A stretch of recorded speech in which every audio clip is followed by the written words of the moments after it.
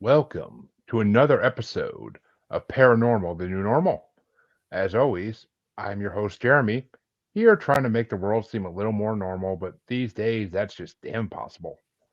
But my guest tonight, he's going to make the world seem a little more normal because he uses things found all around us in what he does. But we'll get to that in a bit.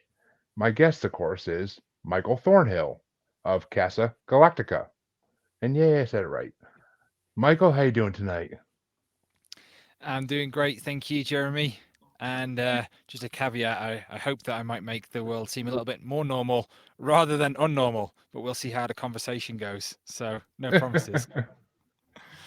Well, I mean, we'll get into that. We'll get into that.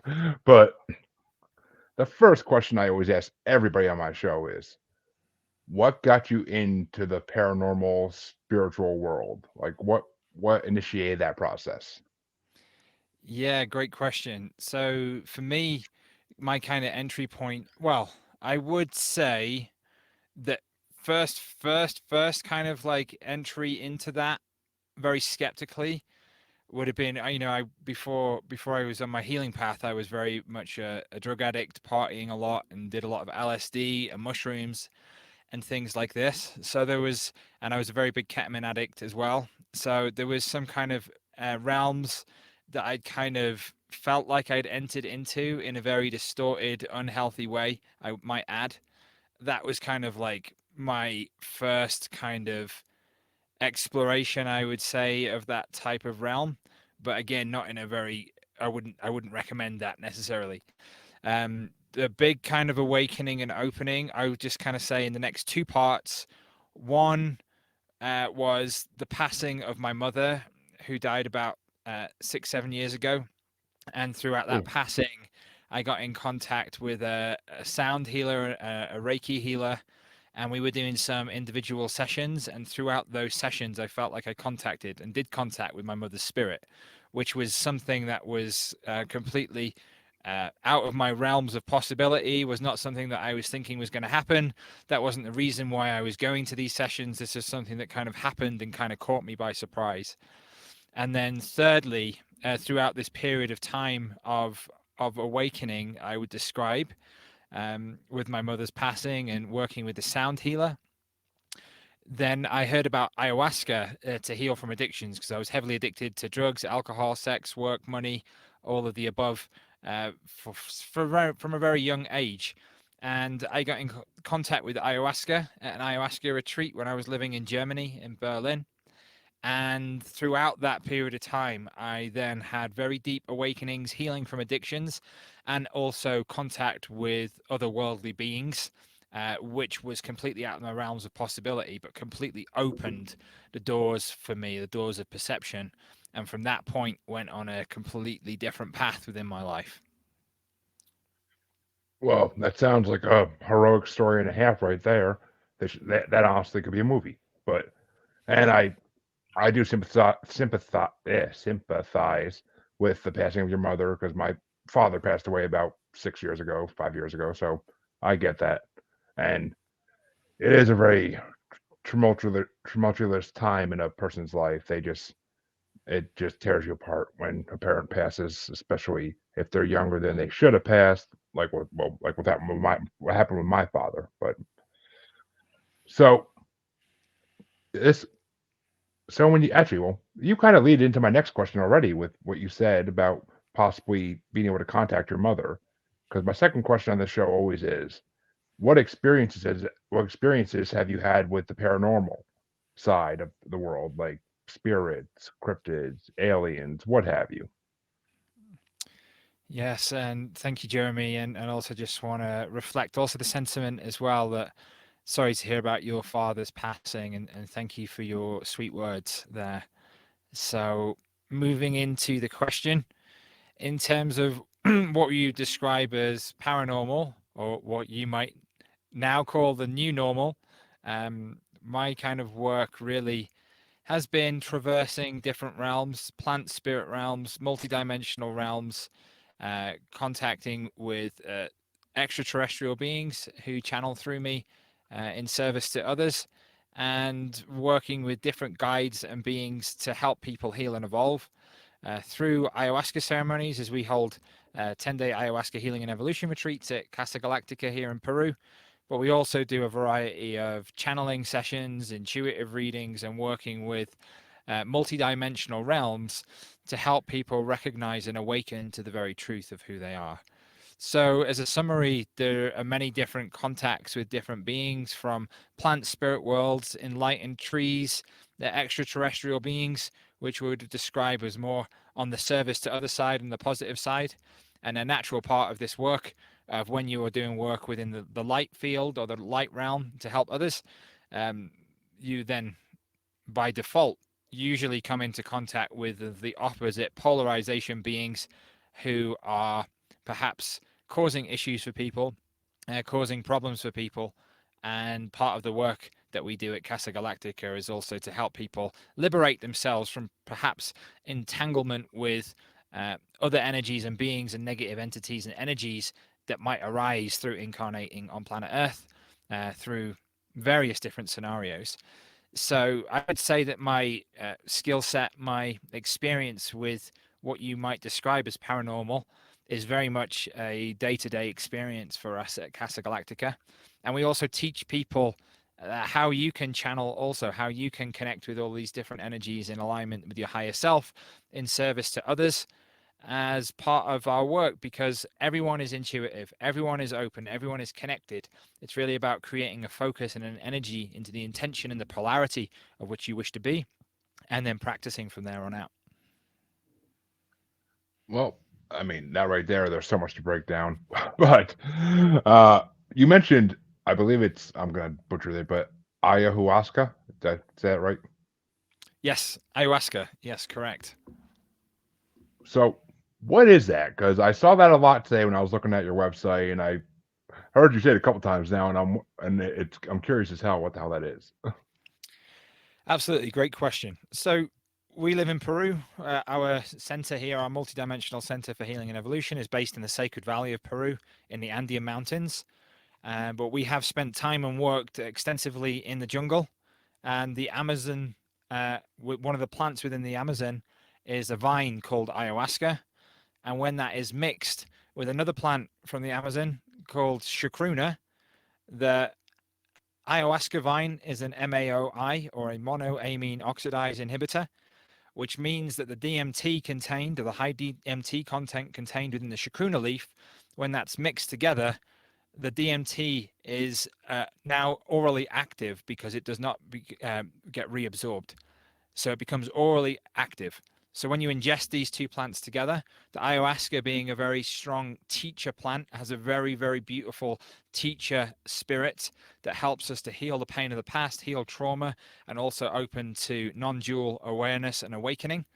And the chacruna plant with the DMT is opening the DMT realm. So really, what you can say is when those are taken together, you open the veil of illusion and you see beyond the illusion, enter into DMT realms with ayahuasca and other plant spirits holding their own awareness and awakened consciousness for people to recognize the truth of who they are. Now, in a kind of breaking that down, how it works is you drink this in a ceremonial setting in the evening. My wife and co-founder Jamie and I hold our ceremonies at Casa Galactica. So we've studied and trained in the Amazon rainforest, but the work that we do now is much more focused in unconditional love, non-dual teachings, and kind of all of the work that we do with channeling and multidimensional work. So it's different to what might be described as traditional ayahuasca work. But generally, an ayahuasca ceremony, when you drink this, you can go into deeper levels of trauma, into childhood events, to memories, or perhaps for the passing of a loved one, experience a great deal of grief. And as I already mentioned, kind of connecting with other spirits and realms. And then there's a whole kind of set of symptoms known as purging, where one might vomit, one might have diarrhea, they might sweat or shake. And this is often trauma or somatic energy leaving the body that has been stored from traumatic incidences in this lifetime or in other lifetimes, which have then come into the incarnation to then be healed through this lifetime. And on the other side of that, then there's the kind of non dual awareness and awakening, where one can recognize themselves as the infinite I am. And through that recognition of oneself as the infinite creator creation, that awareness heals deep levels of trauma. And one might experience through these experiences of working with ayahuasca with us at Casa Galactica in a trauma informed, safe, multi-dimensional, empowering environment. Through these experiences, you generally get to experience more joy, happiness, awakening, awareness, understanding of the objective reality rather than subjective reality, understanding more about your own truth, why you're here, why you're incarnating, what your life lessons and path might be. So it's really a healer of PTSD, of addiction, of trauma, of depression, of suicidal ideation. And that was something that was a really big part and has been a really big part and continues to be a big part of my own healing journey. The healing of PTSD, sexual abuse, ritual abuse, violent abuse in my own life, which were at the source of the addictions, the symptoms of addictions, which were manifesting in my day to day life. So basically what you're saying is that this whole process is basically it expands your mind to the point where your mind is capable of doing more things than it usually can do, such as interacting with other dimensions, entering the spirit realm. Basically, just it opens your mind for everything, so you can receive more than you usually can. Yes, to a certain degree, I would say that that is accurate. But what I would also say is it brings us into an awareness of the things that we can actually do with our own consciousness. So often people get caught with plant medicines or kind of miss a trick, one might say, is when people think that it's the plant medicines that have all of this quote unquote power of awakening. What the plant medicines are here to do is to be a reflection to us of our own consciousness, and to use your words, a recognition of what is already capable, what we're already aware of. We're able to have a more visceral experience of that so that we can kind of experience that, learn from that, and then incorporate and integrate that into day to day life. I mean, yeah, I get that, and it makes sense, and it's honestly something I wouldn't mind experiencing once or twice. Not that I really don't have trauma to. I don't think I do at least to get out of me, but I mean, who knows? There might be some. We all like to hide our trauma behind closed doors and put it in the back of our head. So, Mm-hmm. which I could kind of get, which is why you guys do the what you do because it must help. But since you're in Peru, I wanted to ask this question because I never had anybody on the show from South America at all. I don't think I could be wrong. No, not South America. I've had people from Dominican Republic on here, but not in South America. So, do the Peruvians have any like local cryptids that you've heard about? Local what, sorry? Cryptids like um be- beings that they believe exist, like animals they believe exist, but they can't prove exist. Like Bigfoot and Loch Ness monster are considered cryptids technically. Understood. Understood. I'm not necessarily aware of those type of energies being so much mainstream, but in the jungle, that what I would describe is in the jungle that there are many beings which sometimes are in kind of myth and legend kind of described as semi-physical, or that they are non-physical and then incarnate as physical again. So there are many different mystical realms in that sense, but with the disclaimer, not all of those energies and beings are there for the highest healing and purpose of other beings. They are, in some senses, often the case, self-serving entities and beings which will want to, it could cause problems for you if you were to interact with them in an unconscious way. So that's the same with any energy, any being. So if you're not necessarily going through your higher self in service to others, then if you're not very clear on the vibration of which energies that you wish to connect with, then you may find yourself tuning into a TV station with an energy that you don't actually prefer. So if you think of yourself as an antenna, and with this conscious multidimensional awakening, tuning that antenna to the realms which you prefer to, you might describe that perhaps as like angelic realms or god realms or other realms of really high intelligence service to other beings. But if you're kind of wavering in your polarization, if you're wavering in your intention for connecting with other beings, then you can kind of turn your TV station or your antenna to energies which perhaps aren't the most aligned for you. And then you can receive messages which can be confusing or manipulative or negative in some shape or form. So, whether you're in Peru or in your own bedroom practicing meditating to connect with other beings, the invitation is to be very clear in your intention for why you are wanting to connect and contact with other beings. All right, so you're saying they're out there. Like there are some in the jungle, which I assumed there would be because it's a jungle, and a lot of jungles have unexplained things in them around the world. That's for damn sure. Mhm. Hello, Anna, and hello, Anthony. Glad to see you guys checking us out tonight. So, speaking of beings in the woods, you said you mentioned a couple times now about plant spirits, which I mean, it's not the first time I'm hearing about plant spirits. I've heard that before, but are plant spirits like animal spirits, or are they more like an extraterrestrial type of spirit? Yeah, great question, Jeremy. So, uh, we can look at things from the physical form. So we can look at Jeremy, you could look at myself talking to you in a physical form, and you can also see that there's plants behind me that have physical form. Now, I myself have a higher self and other multidimensional awarenesses and energies that are a part of my being, just as everyone else does. So do these plants. So these plants here behind have different spirits and medicines within their spirits.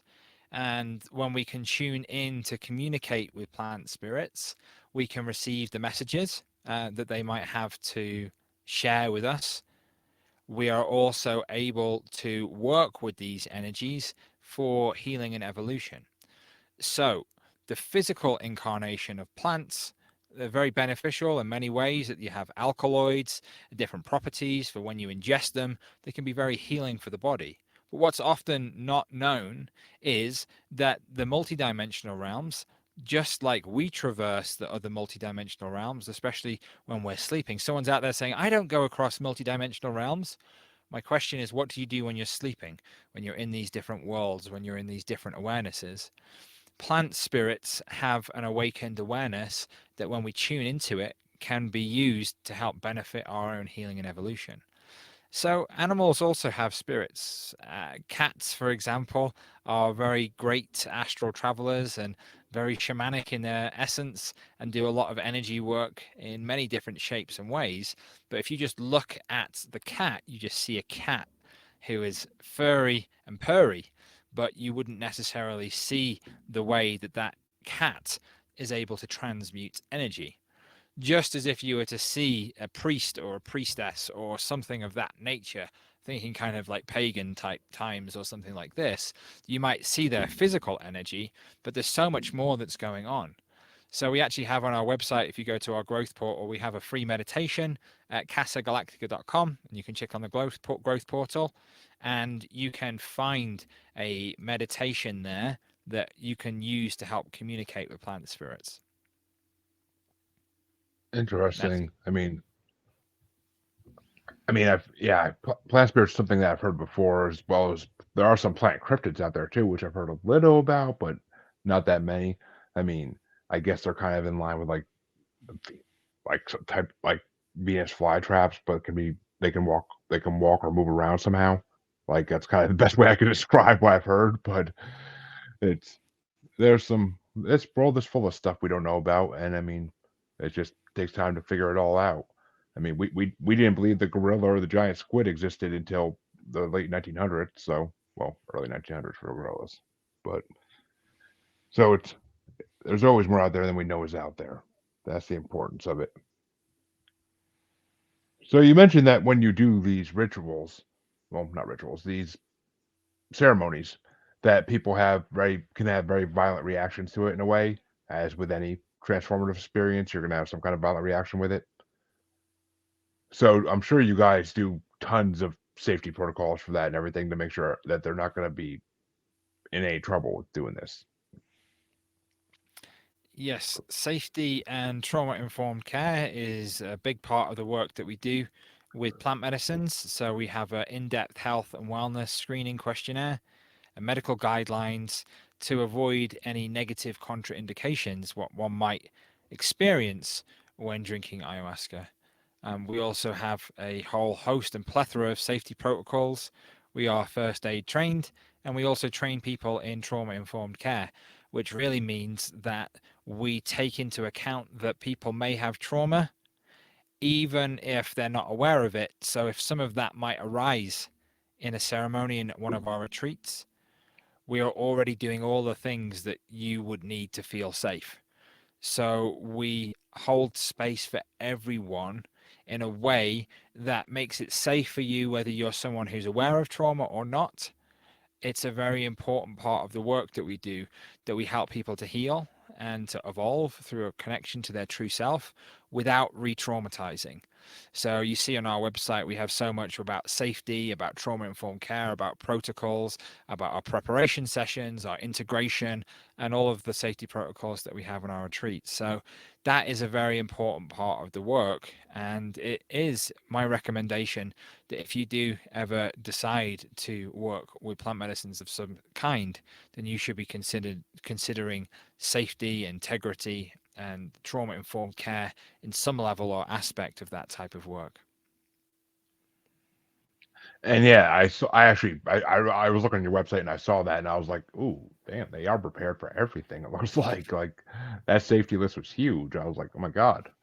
But it's good to know. I mean, if I was gonna go into the mountains of the Andes just to go to a retreat, I would definitely want to make sure there are people there who can handle anything because that's you're not getting to a hospital anytime soon down there. So, but Well, we have a hospital 45 minutes away, but oh, that's we not are still prepared for everything, and that is part of the preparation. Hmm. amazing. But we actually have a question. Mhm. Why is it not working? Oh. So Anthony says he went into the forest and crossed into another dimension and has never been the same since. But he feels a part of him stayed on the other side. Do you think that's possible if someone's doing it and they're not guided properly? Yeah, let me just give it a second just to tune in. Well, the first thing that wants to come up is there are parts of all of us that are currently not incarnated in a physical body. So there are aspects of our own selves which are not incarnated into a physical body, that is completely merged with the spirit self, which is completely merged with oneness. And now there's also other aspects of you which have other incarnation in other worlds, in other planets, in other solar systems, and other dimensional experiences. So when you ask that question, the first thing that wants to be shared is that we all have aspects of ourselves which are disincarnate in different places and beings. Now, with regards to your own particular question, if you're feeling what the invitation is to check into how you're feeling about when you describe that you feel a part of you stayed on the other side. So there's an invitation for you to tune into how that feels for you. What comes up? Is there any fear? Perhaps that is also a part of a trauma of incarnating, of feeling like you are separate or you have left from home. So this is often a common experience that when people incarnate into Earth and come through awakening processes, is that they often feel homesick or that they feel like they miss something but are not sure of what they are missing. So the invitation, Anthony, is for you to tune in to whatever part of you that you feel like is missing and tune into that and bring that part into your heart to reintegrate whatever part it is that you feel is missing. Open your heart to the truth of who you are and invite yourself to come back home. Well, there you go, Anthony. I hope that helps. Very good answer. I definitely appreciate it. And I actually had a guest on. Well, it's been a couple months now, but yeah, his episode just released about a month ago.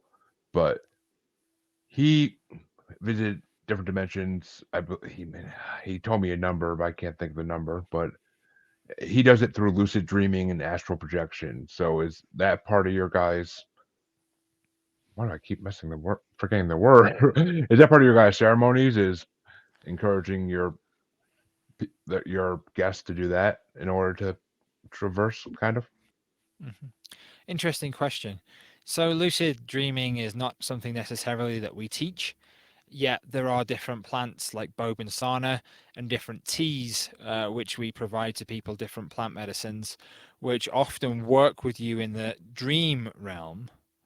When you in the dream realm, so that you can have different awarenesses and healings that occur in that scape. So, yes, this type of astral traveling within dream time is a very powerful practice. It's something more that I would describe as just inviting before you go to bed your higher self and all of your spirit team and beings of love, light, and truth in highest alignment, in service to all, in highest alignment, in service to all, in highest alignment, love, light, and truth, in service to all. And then you can see what happens or occurs within the dream time. Because I know for me, the dream time is a very powerful healing space where different energies will shift and transform. So if any of you are into lucid dream practices, yes, this can be very powerful. All right, so kind of a different approach, but trying to get to the same outcome, basically. So, I mean, there's always multiple ways to do everything in this world for the most part. So, That's correct. And you don't need plant medicines to be able to do any of the things that I've described. You don't need plant medicines to be able to connect or contact with other beings. You don't need plant medicines to heal yourself.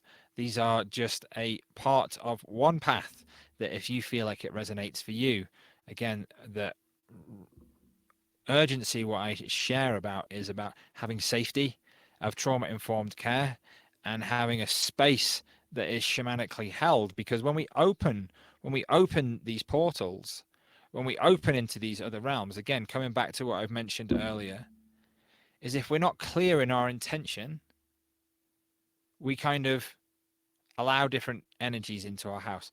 It's kind of like the idea. What you might think is if you just leave your door open of your house and you're just like, anyone from anywhere, just come into my house, do whatever you want. That might not be the best practice for you. There might be a clear kind of boundary on that house that's like, if you're here in my highest alignment, if you're here in service to help me heal and evolve in highest alignment, love, light, and truth, then there is an invitation. But it's not just kind of an open invitation for any energy that wants to yeah, interact with you, because you wouldn't necessarily do that in real life. So you wouldn't necessarily just allow anyone, even if they didn't have your best interest at heart, to interact with you. You take a lot of things. You already have a lot of practice. You're a human, so you understand what it's like that not all energies are necessarily resonant with you. Not all people are necessarily resonant with you. So again, that choosing the vibration of which you inhabit, and then also being very clear in your intention for why you want to connect to these other worlds. makes sense. I mean, kind of the same idea around like when people talk to spirits and not to let the bad ones or the demons in and like just focus on what you're trying to talk to and don't just make it an open invitation because that doesn't end well. And Anthony added, "This world that I came back to collapses and I have to jump or get stuck in this one." Any comment on that? I just come back to again the feeling of what you describe of feeling stuck in this one, whatever that is arising for you. How do you feel when you feel stuck in this one? And the invitation is to be present with whatever feeling arises for you and be present with how you feel. And then simultaneously, if you are wanting to do or you're feeling like you need multidimensional assistance for whatever this experience is, then I have private sessions online, which you can begin with a free 30-minute consultation. So if you're feeling like you're wanting to understand more specifically about what's going on for you, then I have free 30-minute consultations at casagalactica.com, and then you can see or feel if you feel like the work that I offer might be able to assist you. If you feel like you need assistance, because you might not. This is just merely a reflection to you. Whatever feelings are arising for you through these experiences, be present with those. And also, the invitation is for you to participate in various different grounding practices, like growing roots into the ground, for example. Some people like to walk barefoot on the ground also, but spending time connecting with nature, connecting with the ground, connecting with the earth, and allowing this experience of whatever it is to pass through you and connecting back to the reality of what you feel is true. Very nice. I like that. So it wasn't. And now I lost it. So, do you believe in? Well, basically, what do you think is out there after we move on from this plane? After we perish, what do you think is there after? Like, do you believe in reincarnation? Do you think that it's just a big waiting room to be reincarnated if you need to be, or if you finally achieved your happiness, you can move on to whatever's after? Like, basically, what's your theory on all that? Yes, my understanding is that reincarnation exists and that we all have simultaneous lifetimes existing simultaneously. It's not past life, it's not future life, they all exist simultaneously. The illusion of time and the way that we linearly experience reality gives us the notion of past and present and future, but it is all simultaneously. And the experience of when we pass, the understanding is that there is a life review where one might review the life of the incarnation, understand, really take note of additional lessons or anything else that might have been experienced through this lifetime. And then through those incarnational lessons, beyond this life, there's an experience, an opportunity to merge back into the one consciousness.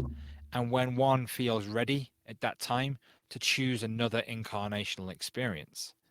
But there are many different density experiences of what we're currently inhabiting, third density moving into fourth density, which is the experience, third density being the experience of self, and then the fourth entity being the awareness of love, opening to love, unconditional love.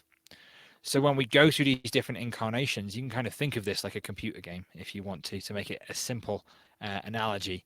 That we go through these lifetime experiences, collecting different elements, different lessons, different life learnings, and then once we integrate those, once we integrate that level, what we might describe the level as a density, once we integrate that level or density, then we can move on to the next level of experience. But we choose those incarnations. So we pre-plan those incarnations before we incarnate, and then to the best of our ability, do our best to stay on that path of incarnating and learning the lessons and finding the path.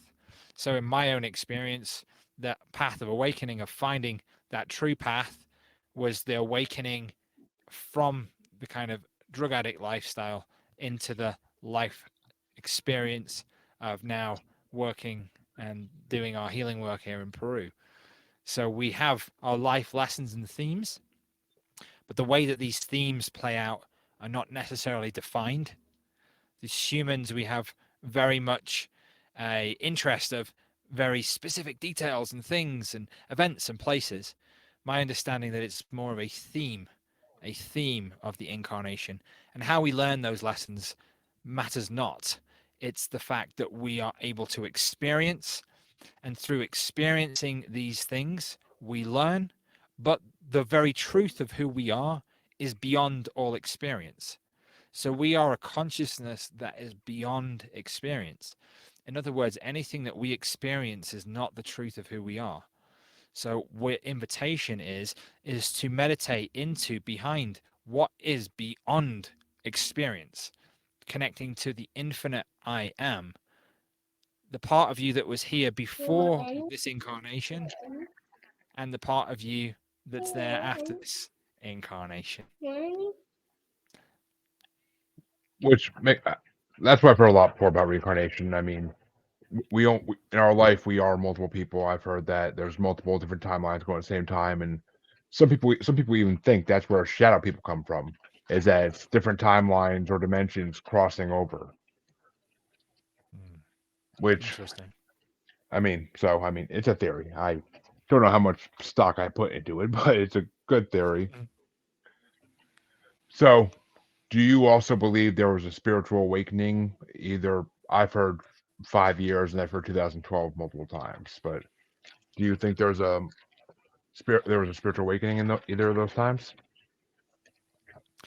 The timeline of 2012 is an awakening of where the light quota on planet Earth has reached a point of passing through a threshold so that the trajectory of the planetary experience is now shifting to one that is more positively oriented. Now, many people thought that 2012 would be some sort of catastrophic event, but the understanding which I have is that this is a transformational time where we move through a threshold to a predominantly positive planetary experience versus what might be described as a majority of negative experience. Another way of saying moving from service to self to service to others. And this is where we start to see now, because it's not instantaneous, it's the threshold that's been passed through. So many people were thinking that this is an overnight experience, but we then experience what it's like to see the old power structures beginning to crumble. We get to experience what it's like when the shadow aspect of planet Earth, of all of the different institutions, all of the different companies, all of the different political power structures which have been keeping the world within darkness, within separation, now begin to dissolve.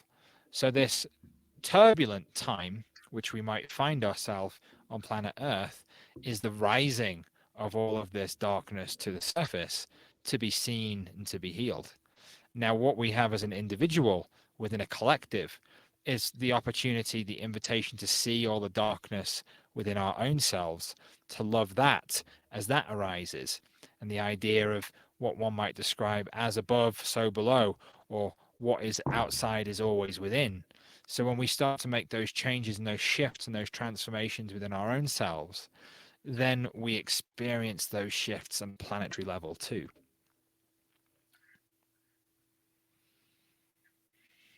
Makes sense. Makes sense. I mean, but yeah, and I mean, you're not the first person to say either that the Mayan calendar really wasn't a destruction calendar. It was just really more of a when Earth is ready to wake up again type of calendar. Which Yeah, more we didn't alarm wake. clock. Yeah, exactly. I mean, we did wake up, I believe at least, because I everybody everything seemed to change in 2012, like to a slight degree, like just enough where you see it more and more every year with social media, but things are changing and more and more people are getting into this type of stuff, which is why I call my show what I do, because it kind of is what I saw in the world when I started my show. Great. So, do do you believe that anybody can be an intuitive, or is it something you have to be born with? Well, it is a fact that everyone is already intuitive. Everyone is already intuitive, and just it takes your recognition that you're already intuitive to help you awaken that. So again, if you go to our website at casagalactica.com and you sign up to our newsletter, you will get a completely free guide that helps you to strengthen your already awakened intuition. Step by step guide and process.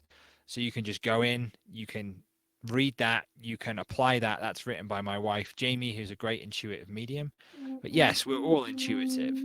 We are all able to channel, we're all intuitive. Now, what the difference is and what might change is that someone might spend more time beginning to practice that. And just like if you're able to practice or hone a certain skill, you're able to use that in a more skilled way. In alignment with the polarization of being in service to others In other words, here to be of assistance to humanity, this intuitive awakening can be something that can be very powerful in one's own personal process of healing and transformation. And if you should choose to, in the right way, with the right training, with the right guidance, learn how to do that in integrity, with multidimensional ethics, with trauma informed care practices, then you can also be someone who perhaps shares that with the world. And that's something that we offer trainings in. It's not the training of you making you intuitive. It's more about you helping you recognize that you're already intuitive, how to hone and practice those skills, and then how to practice those in an ethical and trauma informed way, rather than re traumatizing people or necessarily connecting to negative entities or energies which might have an unconscious level of manipulation, which they might want to do to others through you. Yeah, okay, my that works. And I mean that definitely, I agree. Everybody is intuitive. I've had so many psychics and mediums on here that just tell me like it's true. They're like, we can sense you can do it, but you just don't awaken yourself to it. You don't like study it enough to actually do it. I'm like, yeah, not enough time in the day. But Well, Jeremy, let me so ask you this one thing. This is the thing to ask everyone else. Does anyone ever just sitting around and they're like, I feel like I want to eat this today? And then you kind of eat that and you're like, my body really needed that. Or if someone's just kind of like, I'm thirsty, there's an energy, there's some level of communication with your body that you recognize. There's an energy that's sending you a message. It's not really that different when you start connecting to multidimensional energies, because these energies are no different than the body. It's just the illusion that the body is connected to you, and it's the illusion that these other energies are not connected to you. But everything is connected, everything is interconnected. It can't not be connected. You cannot not be connected. So just trust in your already intuitive nature and have fun practicing.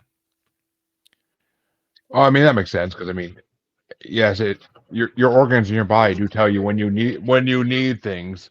They do tell you when you need things, but so yeah, everything talks. That actually sums it up pretty damn perfectly. Everything talks to each other, which it does in their own ways, and you just have to be able to understand what they're saying. I mean, that's what our brain's for. But in the outside world, you have to be able to tune into that what they're saying actually.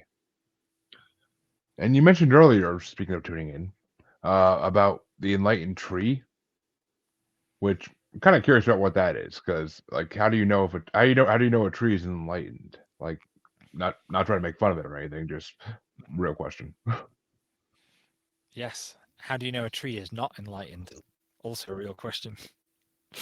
So, Ooh, I like that. so Well, this I is through my mean, own direct experience and my understanding of what the plant is called Noya Rao, which is one of our main plant spirit teachers here at Casa Galactica, which has a physical tree, which has glowing leaves that glow in the nighttime when they fall to the earth. They glow on the ooh, ground. So when you stand there in the tree, it looks like the stars have fallen to the floor and you're standing in the middle of the universe, which of course we are.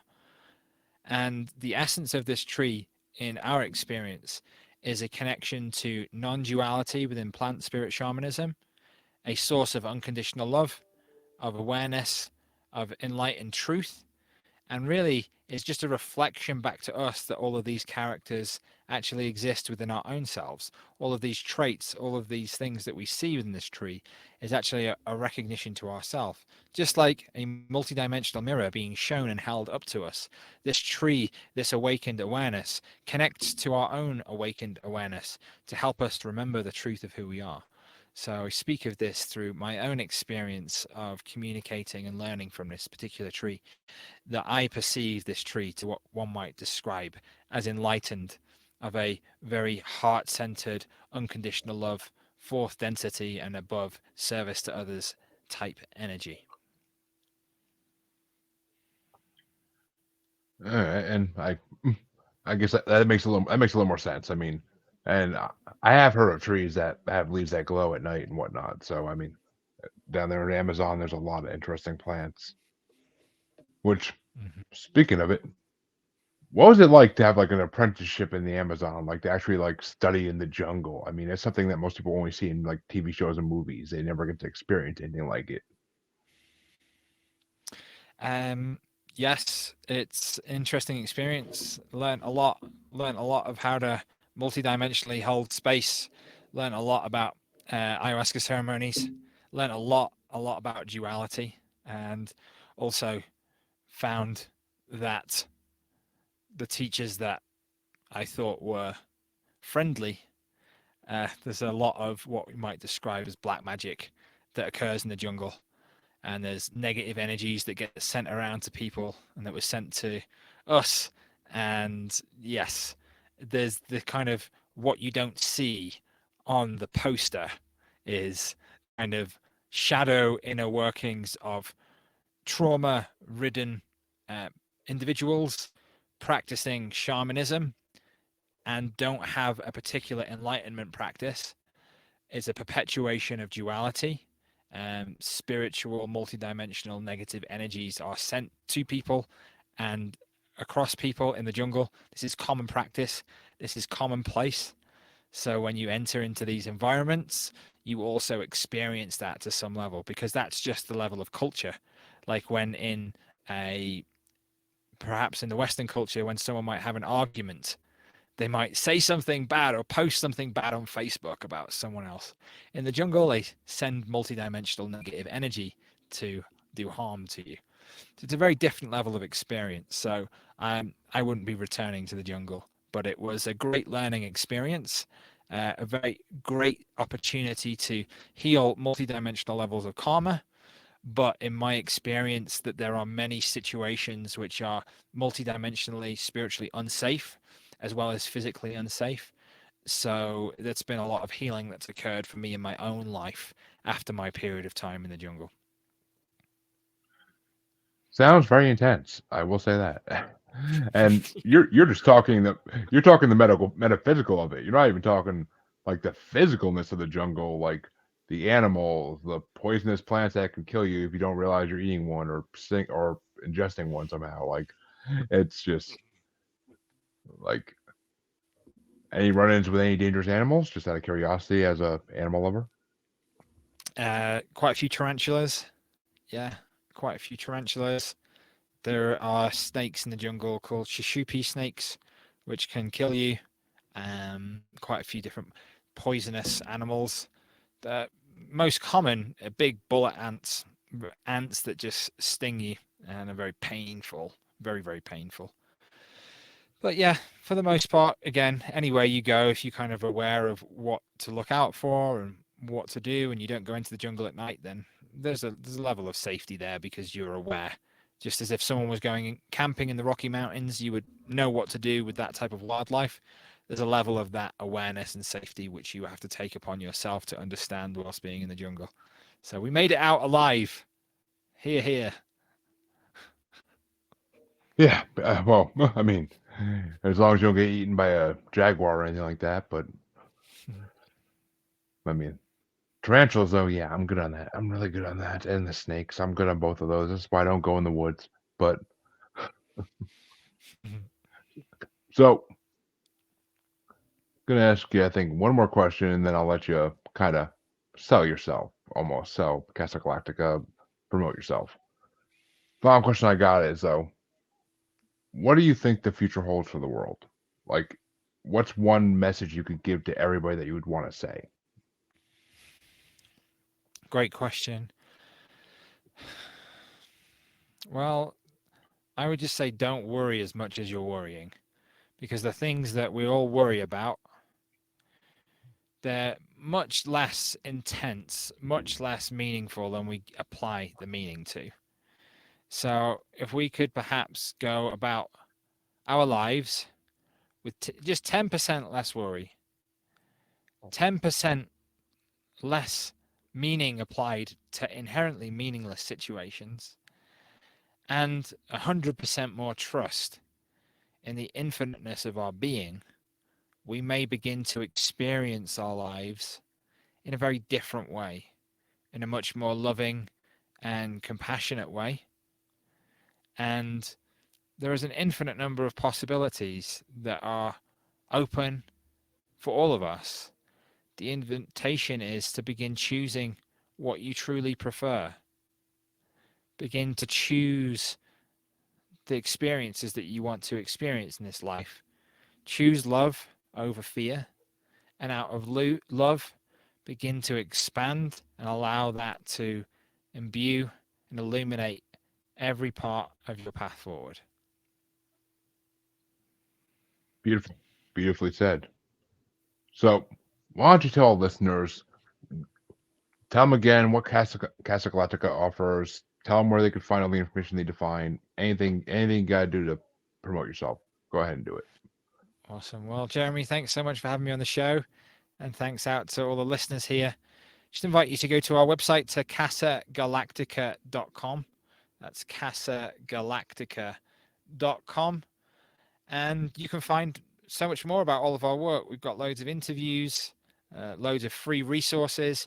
Again, invite you to join our mailing list and get a 5-hour fundamentals of trauma healing workshop, a free guide also for activating, becoming aware, and strengthening your own innate intuition, plus 20% off your first sessions with us. So we offer 10-day ayahuasca healing and evolution retreats.